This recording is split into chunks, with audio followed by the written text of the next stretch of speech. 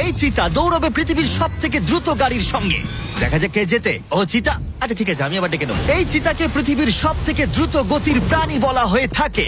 এর গতি এত বেশি যে একে হারাতে হলে মানুষের প্রয়োজন একটা ফর্মুলা ই রেস কারের, না হলে অসম্ভব। আর সেই জন্য আমি একটা গাড়িকে নিয়ে আসিনি, বরং একে হারাতে আমি 3টে গাড়ি নিয়ে এসেছি। শুরু করবো আমরা এই গল্ফ কার ভার্সেস চিতা দিয়ে। ওকে একবার দেখো। তোমরা তৈরি? হ্যাঁ তৈরি। 3, 2, 1, চিতাকে পাঠাও। ও ভাই, ও খুব জোরে দৌড়চ্ছে। কাছাকাছিও নয়। ছিটকে বেরিয়ে গেল। দিকে ধুলোয় ঢুকে যাচ্ছি। আমি আর দেখতে পাচ্ছি না, এটা ভাই। গায়েব হয়ে গেল। চিতা রেসটা শেষ করে ফেললো আর আমরা এখনো মাঝ রাস্তায় আছি। খুব বাজে হলো। স্যার, চিতা তুমি আমাদের লড়াই করতেই দিলে না। আমাদের আরেকটু দ্রুত দরকার, পরে গাড়িটা নিয়ে এসো। আমরা সবাই জানি একটা গল্ফ কার চিতাকে হারাতে পারবে না, কিন্তু এই পরের রেসে মোটর গাড়ির ইতিহাসে সবচেয়ে সুন্দর গাড়ি কিনতে আমি একটুও খরচ করিনি। আর এটা আমি একদম সত্যি কথা বলছি। মিনি ভ্যান ভার্সেস চিতা। যাও চলো চলো যাও, চলো যাও, জিমি, যাও। ড্রাইভ ড্রাইভ জিমি, ও ড্রাইভ। ভাই, এটা কি করে ও চালাবো ভাই, আমি? তাড়াতাড়ি চালাও। দাঁড়াও আরে, দাঁড়াও, কি এটাকে করছো আমি নাকি? চালানোর চেষ্টা তুমি কি করছি। করছো ভাই? আরে দাঁড়াও ভাই, আবার চলে গেল। এটার গতি আর বাড়ছেই না। আমরা এই মিনি ভ্যানটাকে কেন নিলাম? এটা আবার বাজে হলো। আমরা হেরেই গেলাম। আমরা করছিটা কি? দাঁড়াও চিতা, চিতা তোমাকে ফিনিশ লাইনটা ক্রস করতে হবে। ও ফিনিশিং লাইনের আগে দাঁড়িয়ে পড়েছে।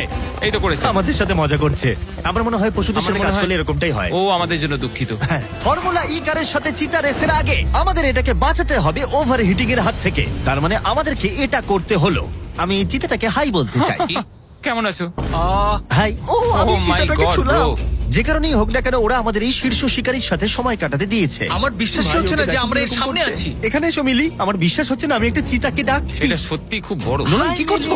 ও, নোলান হাত দিও না। না, আমরা আর হাত দেবো না। তোমরা সত্যি এক একটা পাগল। ও মাই গড, এটাকে তো একটা বড় বিড়ালের মতো দেখতে লাগছে।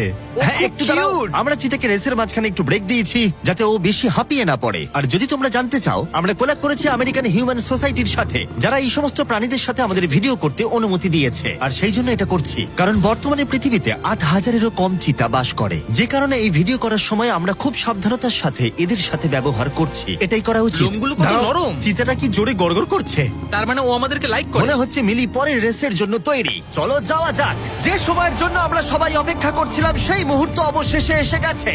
এবার আমরা সাক্ষী থাকতে চলেছি সর্বশেষ চ্যালেঞ্জের, ম্যান ভার্সেস অ্যানিমাল। এই রেসটা অসাধারণ হতে চলেছে। যদি এটাকে কেউ নষ্ট করতে পারে, সেটা একমাত্র নোলানই হবে। আধুনিক ইতিহাসের সব থেকে গুরুত্বপূর্ণ উত্তরটা দেওয়া যাক। 3, একটা চিতা কি পারবে 2, ফর্মুলা ই কারের সাথে রেস করতে? দেখা যাক। 1। চলো রেসটা শুরু করি।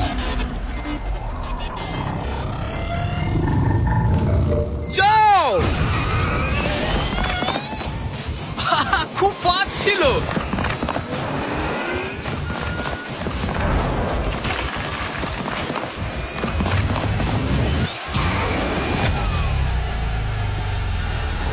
গাড়িটা চিতার পাশ দিয়ে উড়ে গেল। ও মাই গড।